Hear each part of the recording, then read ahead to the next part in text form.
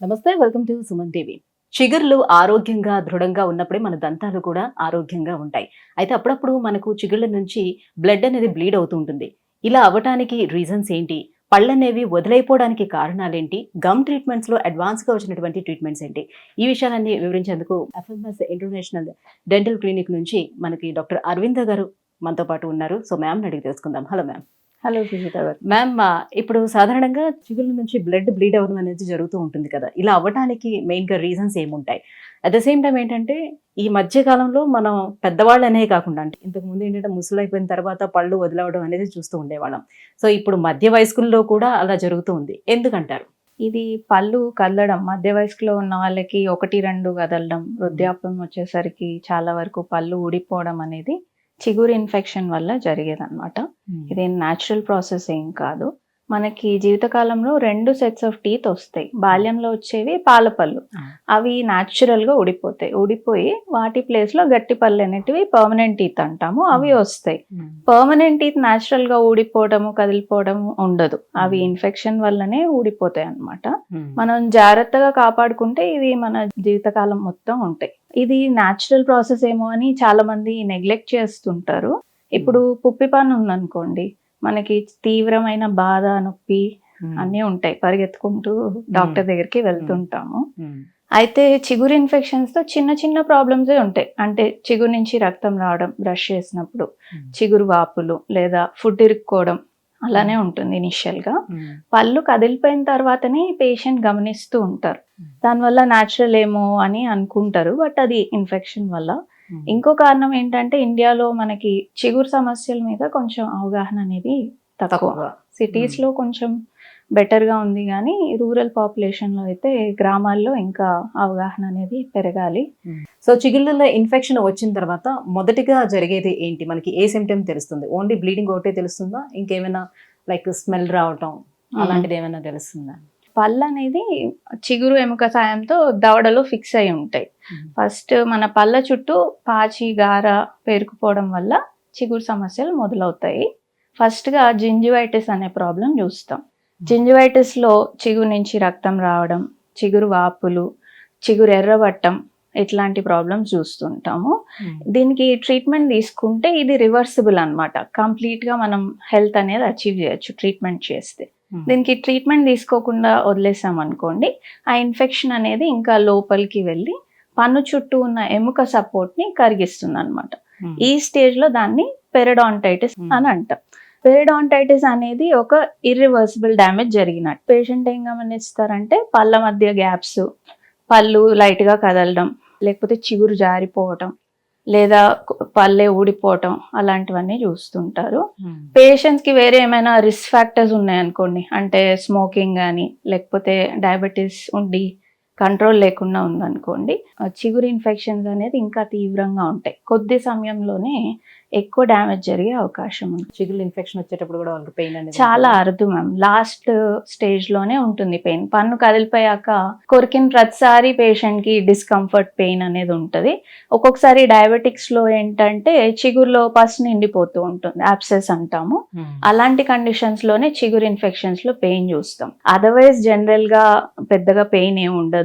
So నోటి దుర్వాసన అనేది వస్తుండేటప్పుడు కూడా ఇది ఒక సిమ్టమ్ కింద మనం డెఫినెట్లీ అండి. ఈ పాచిగార ఏర్పడుతుంది అశుభ్రత వల్ల. సో డెఫినెట్లీ వాటి నుంచి మీకు నోటి దుర్వాసన అనేది ఉంటుంది.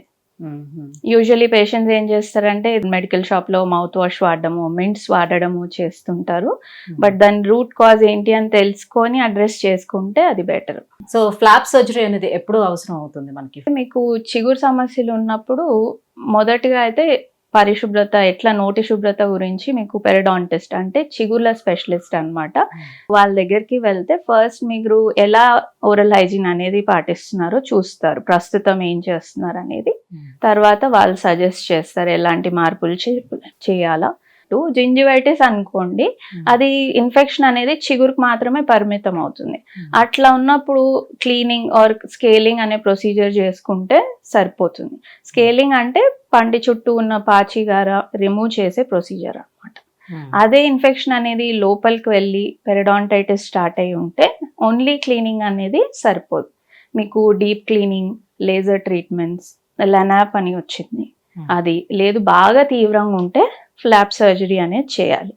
ఫ్లాప్ సర్జరీలో ఏం చేస్తామంటే మామూలుగా ఈ పెరడాంటైటిస్లో పన్నుకి చిగురుకి మధ్య డీప్ పాకెట్స్ లాగా ఏర్పడతాయి. అక్కడ వేరే ట్రీట్మెంట్స్ తోటి ఇన్ఫెక్షన్ తొలగించలేకపోతాం. అప్పుడు ఏం చేస్తామంటే లైట్గా చిగురు అనేది పక్కకు జరిపి పన్ను నుంచి లోపల ఇన్ఫెక్షన్ గార అంతా రిమూవ్ చేసి కుట్లేస్తూ ఉంటాం. ఇది ఫ్లాప్ సర్జరీ అనే ప్రొసీజర్. ఒక్కొక్కసారి ఫ్లాప్ సర్జరీతో పాటు బోన్ గ్రాఫ్టింగ్ అనేది కూడా అవసరం ఉంటుంది. సో ఈ ప్రొసీజర్ చేస్తే మళ్ళీ మీకు చిగుళ్ళు గట్టిపడి హెల్దీగా మారుతాయి. అయితే ఒక్కటి ఇక్కడ గమనించాల్సింది ఏంటంటే సర్జరీ తర్వాత కూడా పేషెంట్ నోటి శుభ్రత పాటించాలి. ఏమైనా రిస్క్ ఫ్యాక్టర్స్ ఉంటాయి అంటే స్మోకింగ్ కానీ డయాబెటీస్ కానీ ఉందనుకోండి, అవి కంట్రోల్లో ఉంచుకోవాలి. సర్జరీ అయిపోయింది కదా అని నిర్లక్ష్యం చేస్తే మళ్ళీ ఇన్ఫెక్షన్ వచ్చే అవకాశం ఉంటుంది. సో మీరు చెప్పినట్టు బోన్ గ్రాఫ్టింగ్ అనేది, సో దానివల్ల యూజెస్ ఏంటి, ఎట్లా చేస్తారు? బోన్ గ్రాఫ్టింగ్ అంటే ఈ పెరడాంటైటిస్ వల్ల కరిగిన ఎముకని మళ్ళీ ఏర్పరచడానికి చేసే ప్రొసీజర్ అన్నమాట. ఇప్పుడు నోట్లో పన్నుకి ఎంత ఎముక సపోర్ట్ ఉందనే దాన్ని బట్టి పళ్ళు ఎన్ని రోజులు నిలబడతాయి అనేది ఉంటుంది. ఎముక కరిగే కొద్దీ పళ్ళు వదిలైపోతూ ఉంటాయి. పెరడాంటైటిస్ ఉన్న పేషెంట్స్లో ఫ్లాప్ సర్జరీతో పాటు ఈ బోన్ గ్రాఫ్టింగ్ చేసుకుంటే మనకి పళ్ళు ఎక్కువ నాళ్ళు నిలబడతాయి. బోన్ గ్రాఫ్ట్ అంటే దీంట్లో బోన్ పౌడర్స్ వాడతాము, అవి అవైలబుల్ ఉంటాయి కమర్షియలీ. ఇంకా చాలా రకాలు కూడా ఉంటాయి దాంట్లో.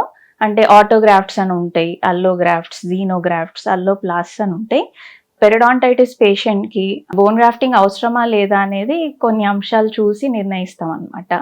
అంటే నోట్లో చూసి ఎక్స్రేలు పరిశీలించి వాళ్ళ చిగురు ఎముక అనుగుణంగా ఉందా లేదా అనేది చూసుకొని, దెన్ ఇప్పుడు సపోజింగ్ ఒక టూత్కి చేయాలనుకోండి బోన్ గ్రాఫ్టింగ్, దాంట్లో ఆల్రెడీ చిగురు జారిపోయి ఉంటే చేయలేం. బోన్ ఒక్కొక్కసారి ఫ్లాట్గా కిందకి వెళ్ళిపోతూ ఉంటుంది, అలాంటి సిచ్యువేషన్స్లో కూడా చేయలేం. కొంచెం బోన్ గ్రాఫ్ట్ పట్టుకునేలాగా ఉండాలి బోన్ ఆకారం అనేది. అవి ఎక్స్రే సాయంతో పరిశీలించి డిసైడ్ చేస్తాం. ఎలాంటి గ్రాఫ్ వాడాలనే దానికి కూడా మళ్ళీ అంశాలు ఉంటాయి, అవన్నీ చూసి నిర్ణయించాల్సి వస్తుంది. కొంతమంది 1-2 పళ్ళు కాకుండా ఫర్ సపోజ్ కింద వరుసలో ఉన్నటువంటి ఈ పళ్ళు మొత్తం దవడ పళ్ళు అన్ని కూడా కదిలిపోతూ ఉన్నాయి అనుకోండి. సో వాటికి కంప్లీట్ గా అంటే వదిలైపోయిన దంతాలన్నిటిని కూడా దృఢపరచడానికి అవకాశం ఎంత మేరకు ఉంటుందని? అంటే ఇప్పుడు కదలడంలో కూడా గ్రేడ్స్ ఉంటాయండి. కొంచెం కొద్దిపాటిగా కదులుతున్నాయి అనుకోండి గ్రేడ్ 1 అంటాం. గ్రేడ్ 2 అంటే మోడరేట్ గా కదులుతుంటాయి, అంటే పేషెంట్ కి తెలుస్తూ ఉంటది బట్ స్టిల్ మేనేజబుల్ అన్నమాట. సో అప్పుడు ఏం చేయొచ్చు అంటే ఆ స్టేజ్ లో ఒక స్ప్లింటింగ్ అని చేస్తాం. స్ప్లింటింగ్ అంటే ఏంటంటే ఇప్పుడు 2-3 పళ్ళు కదులుతున్నాయి అనుకోండి, పక్క కొంచెం గట్టి పళ్ళు ఉంటే వాటి సపోర్ట్ తీసుకొని ఒక వైర్ లాగా వేస్తాం అనమాట. దాంతో కొంచెం హోల్డ్ అవుతాయి టీత్, నోట్లో ఇంకొన్ని రోజులు ఎక్కువ నిలబడతాయి. But flap surgery bone grafting కూడా అవసరం ఉంటుంది. బాగా కదిలిపోయి పేషెంట్కే తెలిసిపోతుంది అనుకోండి ఇది ఊగుతుంది అని తెలుస్తుంటే మోస్ట్లీ అవి కాపాడడం చాలా కష్టం. అవి రిమూవ్ చేసుకొని ఇంకా ఆర్టిఫిషియల్ టీత్ పెట్టుకోవాల్సి వస్తుంది. ఫ్లాప్ సర్జరీ కానీ బోన్ గ్రాఫ్టింగ్ కానీ చేసిన తర్వాత వాళ్ళు ఎలాంటి కేర్ తీసుకోవాలి, ఎటువంటి ప్రికాషన్స్ తీసుకోవాల్సిన అవసరం? చిగురు ట్రీట్మెంట్స్ తో పళ్ళు కదిలిపోతాయి, గ్యాప్స్ వచ్చేస్తాయి అనే అపోహలు కూడా ఉన్నాయి యాక్చువల్లీ. బట్ ఇలాంటి అపోహలకి వెళ్తే మీరు పళ్ళు కోల్పోయే అవకాశం ఉంటుంది. సో ఇలాంటివన్నీ నమ్మే అవసరం లేదు. సర్జరీ అంటే పెద్ద భయపడే విషయం కూడా కాదు. మన డెంటల్ చైర్లో ఇది ఒక అవుట్ పేషెంట్ ప్రొసీజర్, అంటే 40 to 45 మినిట్స్లో అయిపోతుంది. ఒక చిన్న ఇంజెక్షన్ ఇస్తాము, లోకల్ అనెస్థీషియా ఇంజెక్షన్ ఇస్తాము. దాంతో ఆ ఏరియా మొత్తం మొద్దుబారిపోతుంది. మీకు సర్జరీ చేసేటప్పుడు ఎలాంటి నొప్పి ఏమి ఉండదు. చేసిన తర్వాత కూడా మోడరేట్ గానే ఉంటుంది నొప్పి, మేనేజబుల్ ఉంటుంది. మీరు పెయిన్ కిల్లర్స్ వేసుకుంటే మీరు రెగ్యులర్ డైలీ యాక్టివిటీస్ అనేది ఫినిష్ చేసేసుకోవచ్చు, ఏమీ ఇబ్బంది ఏమి ఉండదు. అండ్ కుట్లు వేస్తాం, సో అవి ఒక 10 to 15 డేస్ తర్వాత వచ్చి మీరు తీయించుకోవాల్సి ఉంటుంది. కుట్లు తీసేటప్పుడు కూడా పెయిన్ ఏమీ ఉండదు. ఇన్స్ట్రక్షన్స్ అన్నారు, ఇన్స్ట్రక్షన్స్ బ్లడ్ అది ఉంటుంది కాబట్టి ఒక 2 days కొంచెం సాఫ్ట్ అండ్ కోల్డ్ డైట్ చెప్తాము. ఎక్కువ ఉమ్మడం పుక్లించడం అవాయిడ్ చేయమని చెప్తాము 48 hours వరకు. తర్వాత మీరు 3rd day నుంచి నార్మల్గా అన్ని ఫుడ్స్ అవి తీసుకోవచ్చు, ఏమి ఇబ్బంది ఏమి ఉండదు. సో ట్రీట్మెంట్ ఫినిష్ అయిపోయిన తర్వాత కూడా చెకప్స్కి వస్తూ ఉండాలా? ఫస్ట్ విజిట్ అయితే మీకు 10 to 15 డేస్లో ఉంటుంది స్టిచెస్ తీయడానికి. రెగ్యులర్గా వచ్చి క్లీనింగ్ అది చేయించుకోవాల్సి ఉంటుంది. అండ్ ఇంట్లో నోటి శుభ్రత పాటించడం చాలా ఇంపార్టెంట్. ఇప్పుడు ఉన్న ఇన్ఫెక్షన్ ఒకటే నేను సర్జరీ తోటి తగ్గించగలను. సో ఎటువంటి అలవాట్లని దూరం పెట్టుకుంటే చిగుళ్ళని సురక్షితంగా ఉంచుకోవచ్చు? ఫస్ట్ అయితే నోటి శుభ్రత కీలకం మేడం. మీకు నోట్లో ఏ సమస్యలైనా 2 times బ్రష్ చేసుకోగలిగితే చాలా వరకు ప్రివెంట్ చేయొచ్చు. బ్రషింగ్ లో కూడా చాలా మంది ఓవర్ గా చేసేయడం వల్ల కూడా ప్రాబ్లమ్స్ ఉంటాయి. సో ఎలాంటి బ్రష్ వాడుతున్నారు, ఎలాంటి బ్రషింగ్ టెక్నిక్ వాడుతున్నారు, ఒకసారి డెంటిస్ట్ ని సంప్రదించి అది నిర్ధారించుకుంటే బెటర్, కరెక్టా కాదా అనేది. అండ్ తిన్న తర్వాత మంచిగా నోట్లో పుక్లించుకొని ఫుడ్ ఏమీ ఉండకుండా చూసుకోవాలి. టంగ్ క్లీనింగ్ కూడా మర్చిపోతుంటారు పేషెంట్స్ చాలా మంది. సో అది కూడా మర్చిపోకుండా చూసుకోవాలి. స్మోకింగ్ లాంటివి ఏమైనా ఉంటే మానేయడం బెటర్, బికాస్ స్మోకింగ్ తోటి ప్రాబ్లం అనేది చాలా తీవ్రం అయిపోతూ ఉంటుంది.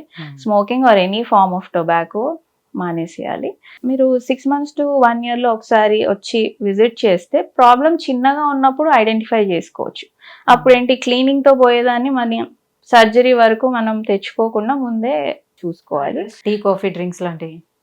టీ కాఫీ తోటి ఏముండదు మ్యామ్, యూజువల్లీ ఏముండదు. కొంచెం స్టెయినింగ్ అవుతూ ఉంటుంది, అంటే బ్రౌన్ స్టెయిన్స్ లాగా ఉంటాయి.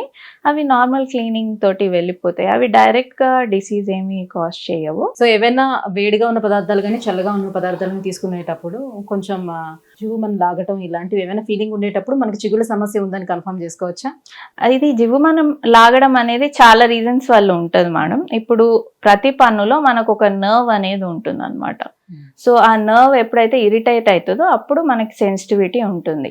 ఒక్కొక్కసారి ఇది పుప్పి పళ్ళ వల్ల ఉండొచ్చు. చిగురు సమస్యల్లో మీరు అన్నట్టు కరెక్టే. ఏమవుతుందంటే ఒక్కొక్కసారి చిగురు జారిపోతూ ఉంటుంది. అప్పుడు వేరు ఏదైతే లోపల దవడలో ఉండాల్సిన వేరు నోటికి ఎక్స్పోజ్ అవుతుంది. సో దానికి ఏమైనా కోల్డ్ ఆర్ హాట్ తగిలినప్పుడు జివ్వుమని లాగుతూ ఉంటుంది. So it's is also one of the symptoms. Right, thank you so much ma'am. చిగుళ్ళ సమస్యలకు కారణాలు, ఎలాంటి అడ్వాన్స్ ట్రీట్మెంట్స్ అందుబాటులో ఉన్నాయి, దానివల్ల యూజెస్ ఏంటి అనే విషయాన్ని తెలియజేసినందుకు థ్యాంక్ యూ. Thank you.